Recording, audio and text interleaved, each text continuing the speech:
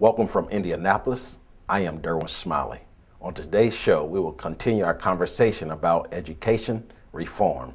I am glad you are with me, and that show starts right now.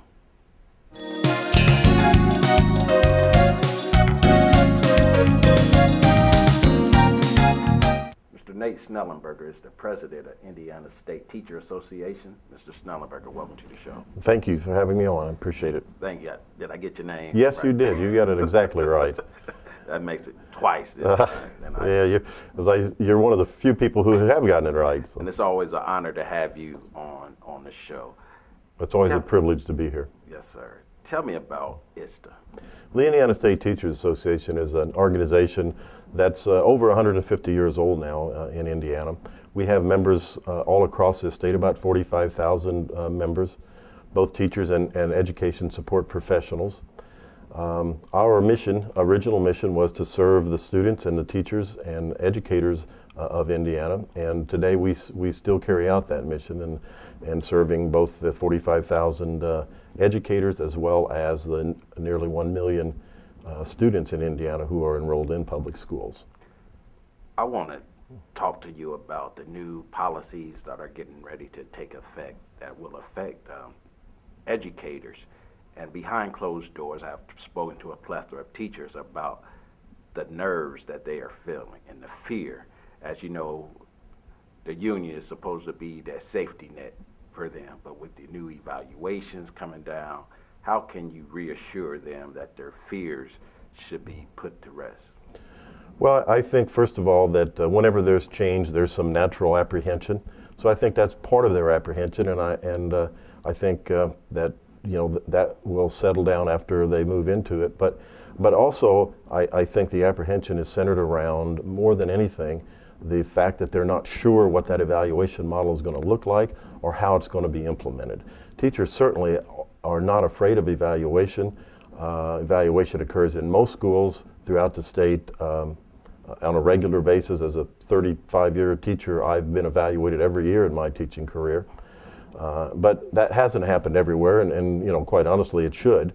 But the apprehension around this model is that no one is exactly sure what it is. Teachers right now don't know what it is, and they won't know until they get to school next fall. So there's some apprehension there, and then the implementation of it, exactly how to be implemented, they're concerned about. But the main thing is, I think that they just want it to be fair and to fairly judge their teaching ability. How did we get to this place? Well, I think there's been a national movement for some time to make sure that there is somewhat of a standardized type of evaluation, and to make sure that every educator is evaluated every year. And I don't think teachers are concerned about that. I think they expect to be evaluated and welcome evaluation, good quality evaluation, formative evaluation, which helps them improve their craft and their skill. I want to talk to you about pay for performance. I think that's a big issue that the teachers are fearful of. Well, they're concerned about it, again, because they don't understand how it's going to work. Is it going to be based on test scores? Is it going to be based on ISTA scores? Well, then how are teachers who teach classes that aren't tested on ISTA, how are they going to be receive pay for performance? And there's just so many idiosyncrasies about that, and potential unfairnesses about pay for performance that it's very, very concerning to them. And then the other thing that really is quite offensive to them, quite honestly, is the small amount of money that they're talking about to be the pay for performance. And it's like, teachers work for a lot of reasons, but to get an extra $600, is not much of an incentive. And they see that as kind of a slap in the face to them. So what are teachers supposed to do? Well, from our perspective, teachers are supposed to do what they've always done, go into that classroom every day and do the best job that they can possibly do, given the circumstances that they're teaching in and the students that they have, and to serve those students as well as they possibly can. I want to switch gears now and talk about the Charles A. Tinsley School. That will be Mr. Marcus Robinson, who will be taking over Arlington on January 1. Can you tell me, is his motto a great fit, or will it be able to fit a public school? Well, the charter school model, some of the charter schools do quite well, and some do not so well. And in fact, just this week in the Star, we saw the reading scores announced, and 5 of the 10 lowest performing on third grade reading scores were charter schools in Indianapolis. So there's some question about that. But I think the most important thing is I'm not so much interested in whether it's a takeover school, a charter school, or traditional public school. But what we all know helps improve instruction is that there would be early childhood remediation, both kindergarten and preschool. And quite honestly, the state hasn't accepted that responsibility to fund it. And after there is that early childhood education so that all students come to school prepared to learn, then when students, for whatever reason, begin to fall behind and teachers realize that, then there needs to be remediation, both after school and in the summer, to make sure that they stay on track and stay up with their classmates. And then additionally, I would say a third leg of that stool, and maybe not as important as the other two, but certainly important if anybody who's been in the classroom knows, is class size. And especially in the early grades where that individual attention is so important to students. We have to take a break, but stay with us. Visit the Derwin Smiley Show online for weekly blogs, previous shows, the television schedule, sponsorship information, or to post a comment or show idea. We want to hear from you and find out how we can inspire the greatness in you. Log on to www.thederwinsmileyshow.com today. Thank you for staying with us. We will continue our conversation with Mr. Nate Schnellenberger, the president of Indiana State Teachers Association. Mr. Schnellenberger, as we went to break, we was talking about the charter school takeover of Arlington. Do you think, I was asking you the question if you think that would be a good fit, and all eyes will be on Mr. Marcus Robinson and his team, and if they turn Arlington around for the better, that motto might just become the whitewash for other public schools. What is your take on that? Well, I think you're correct in that there will be a lot of eyes on not only Arlington but the other takeover schools as well to see what type of improvement they can create there, if in fact they can create any. I find it interesting that I think that the public seems to be voting with their feet right now, and a lot of there has been a decline in enrollment in those schools based on this current year enrollment. So I think some parents are apprehensive there about trying this new system and are sticking with IPS and other public schools. But again, from our perspective, we just want students to do as well as they possibly can, and if there are things that they do that are helpful, then implementing them in other public schools certainly would be beneficial. But we don't believe that a complete takeover of the school and changing the entire staff. We don't get into the blame game. I mentioned earlier early childhood education, reasonable class sizes. Those types of things that are and remediation, those types of things that are important. We believe that if the state funds those things, that all schools will improve. And shouldn't that be our real concern? That the kids all across this state get the best education they possibly can.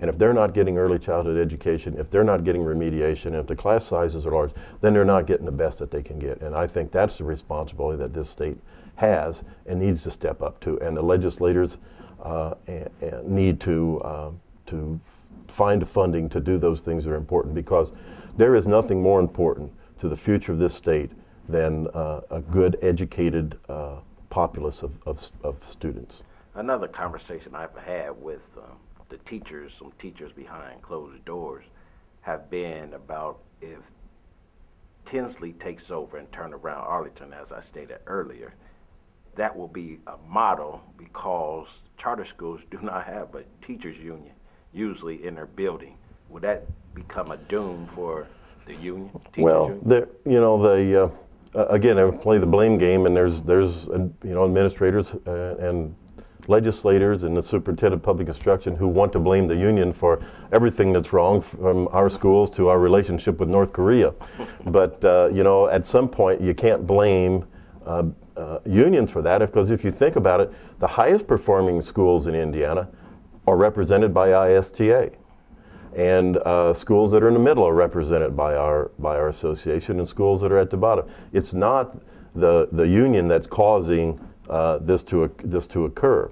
So to blame the union and to say that we're going to take away all rights of teachers and essentially treat them as at-will employees, we think is not it isn't good for morale. It's not a fair way to treat people, and that's what we think our association really does. Is it stands to make sure that people in our profession are respected in the way that they should be, and to treat them in a manner that could potentially occur in these schools, we think is not the way that you or I would think that an individual should be treated. What's the big issue that the union has with charter schools? Well, I think that one of the issues that we would have is that sometimes there's not an even playing field. I think the idea of having charter schools that focus on just on a particular area of instruction is really good, but IPS does that with their magnet schools, and we see that those magnet schools do quite well. So I think that public schools should be given a little bit more flexibility to have some of the programs and some of the focus that these charter schools have, and the legislature could provide that as well. Because as a former teacher, as I know, that students are more engaged when they're in a class that they enjoy, whether it be a medical class or a law class or some of the magnet schools that we have here in IPS. And to allow that to occur across the state, I think would be a tremendous improvement. So I have 30 seconds to go. So what does the future hold for ISTA? Well, I think that our future is bright. That we're going to continue to do those things that we have been doing. We have 45,000 members. Our membership has declined, but that's because the number of teachers has declined in Indiana because of layoffs. And that's the other thing. The job of teachers becomes more and more difficult because of the funding that is lacking now.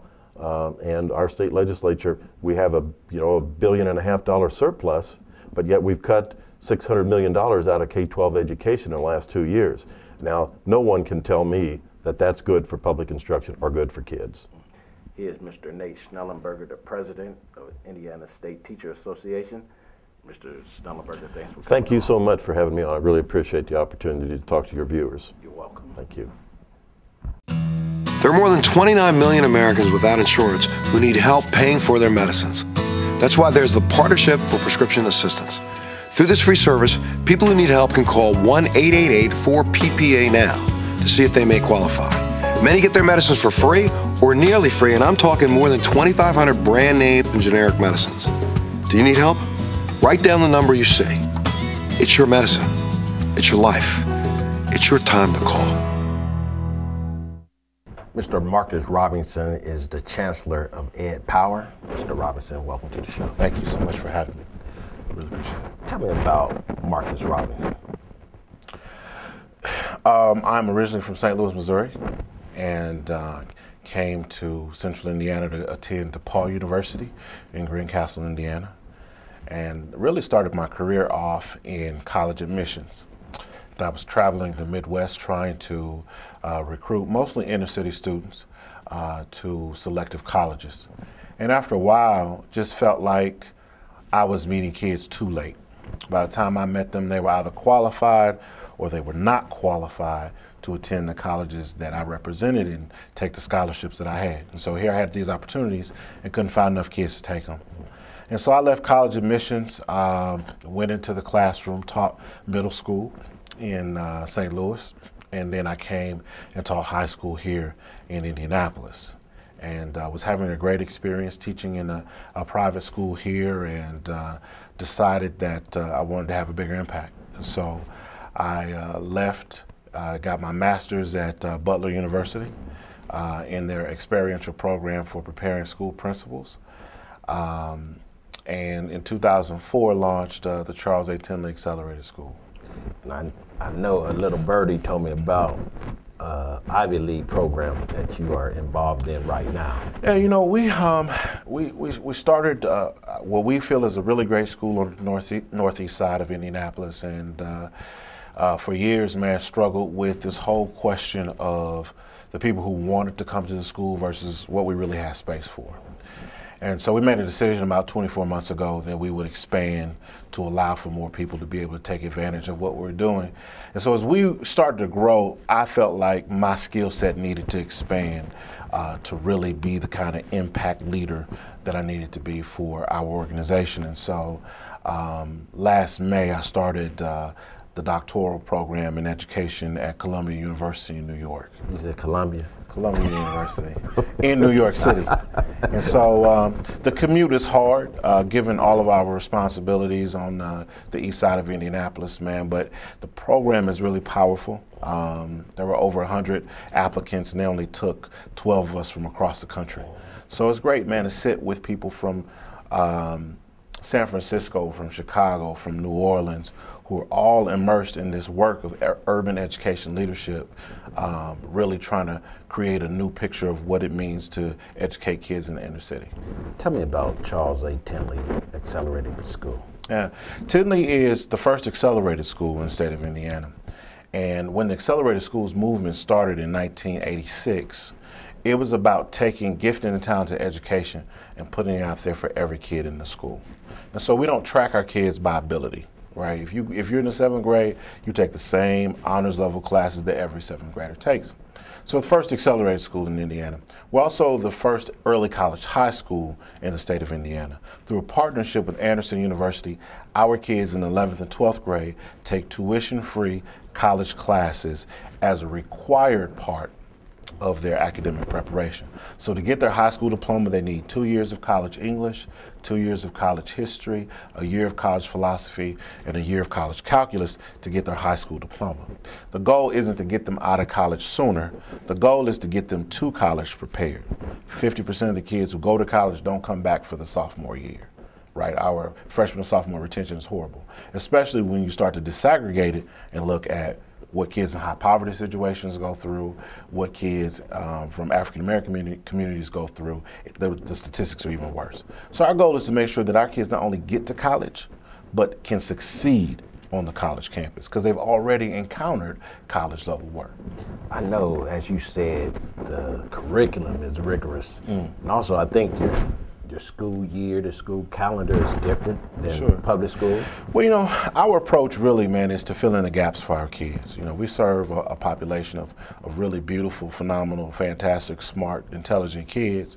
Some of them lack the resources, right? And so when I taught in a private school situation, if kids didn't get what they got supposed to get during the school year, somebody paid for them to get it during the summer. And I serve, most of my kids aren't in the position to do that. So we have to be that resource for them.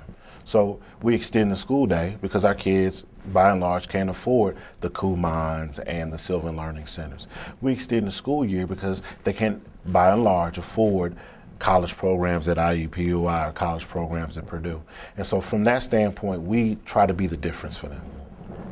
So how did the parents buy in to the system? Well, I think the parents buy in just because parents love their kids. You know, a lot of people talk about if you could just get the parents to really want something. Well, black parents want something for their kids. We all think our kids are amazing and great. And so I think parent buy-in is the least of our concerns, right? Basically, the hard part is trying to make it work because it's an investment. You know, when we send our kids home in the evening, we're saying to our parents, look, we don't expect you to tutor them, but we do expect you to sit with them and make sure they get it done. Right, and so productivity is a big issue because we are sending work home, 1 hour to 2 hours of homework on a nightly basis. And so we expect parents to check progress reports at the end of every week. right? Because I don't believe in 9-week surprises. Don't come to a conference and find out that there's an issue. So we send home a progress report at the end of every week because we want you to know what's happening. Parents have to sign them and send them back to school. And so we try to create systems that have parents engaging with the kids on a nightly basis. Again, we don't expect them to teach them, but we do expect you to know what's going on. Here's Mr. Marcus Robinson. Stay with us. Visit the Derwin Smiley Show online for weekly blogs, previous shows, the television schedule, sponsorship information, or to post a comment or show idea. We want to hear from you and find out how we can inspire the greatness in you. Log on to www.thederwinsmileyshow.com today. We will continue our conversation with Mr. Marcus Robinson, the Chancellor of Ed Power. As we left, I wanted to move into July. You take over Arlington High School. Yeah. Tell me about that. Well, you know, we're excited, man, about great educational opportunities. This summer, we add Arlington High School to our portfolio. We also add the Tinley Preparatory Academy, which will be Indiana's first college prep middle school for boys, which we're very excited about. Arlington is a unique experience. In 1999, the state of Indiana enacted a law connected to school accountability that said that when schools are in the lowest category of performance for 6 years in a row, that they qualify for state level intervention. Frankly, Arlington has been at that level for more than 6 years. But this superintendent of public instruction really is the first one to say, I'm going to actually enforce that law. And so in August, the State Board of Education announced that they would be intervening at Arlington High School for this upcoming school year. Our goal at Arlington really is to take it from the lowest performing secondary school in Marion County to the highest performing secondary school in Marion County. We're excited about the challenge. We know what kids can do. We're 6 minutes from Arlington right now. We serve similar families in the same neighborhood. So we feel like we're uniquely prepared to go in and make a difference. So what will be your biggest challenge at Arlington? I would say the biggest challenge is we believe in a whole lot of structure for kids, especially given the age continuum that Arlington serves. A lot of people still think Arlington is a traditional high school, when in fact Arlington is a junior-senior high with kids as young as 11 and 12 going into the 7th grade. Right? And so when you have kids across a continuum of 11 years old up to about 19 or 20 years old, then you got to function a little bit differently. So the first concern going in is how do we create the kind of systems of support and structure for the kids at Arlington that allow them to function. Right now, I'd argue that structure is a little hard to come by at Arlington. So that's the first thing. The second thing is productivity. You know, we got to work.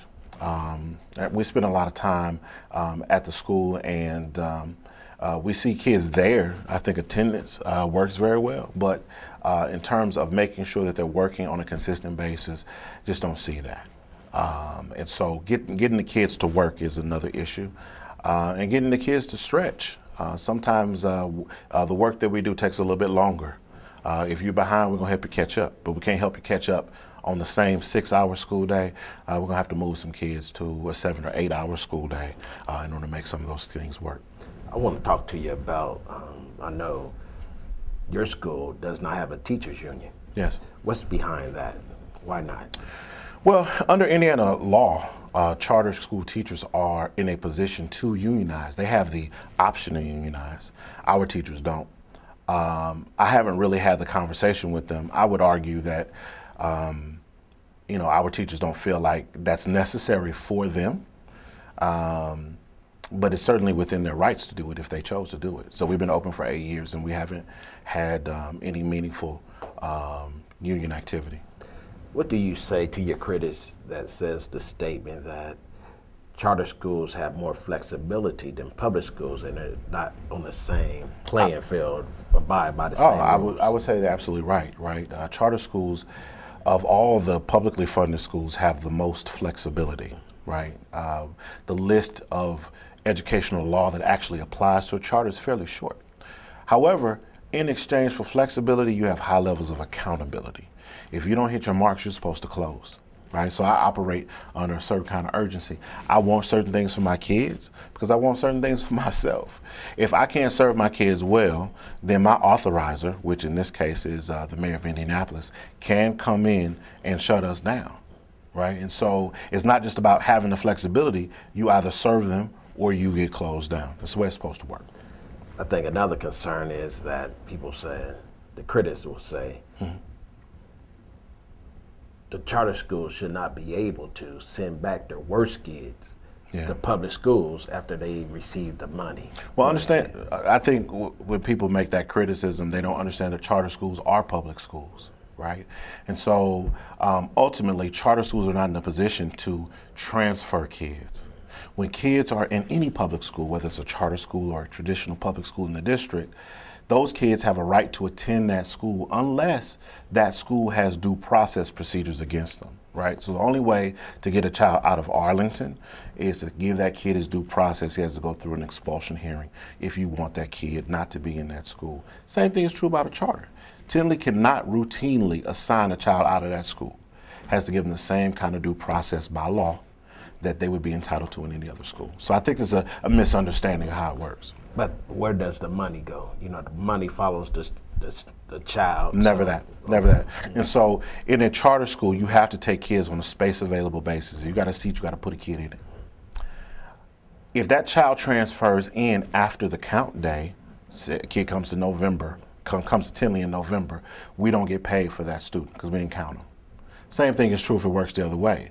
If a kid leaves a charter after a count day and goes to a traditional public school, say Warren Township, then Warren won't get paid for that student. It's just about how but that would work public school to public school. So if a kid left Warren in November and went to IPS, IPS is not getting paid for that kid.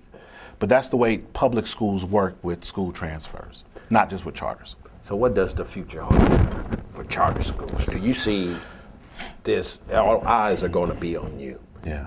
If you turn this Arlington around, do you think you will be the blueprint for more public schools to turn into the same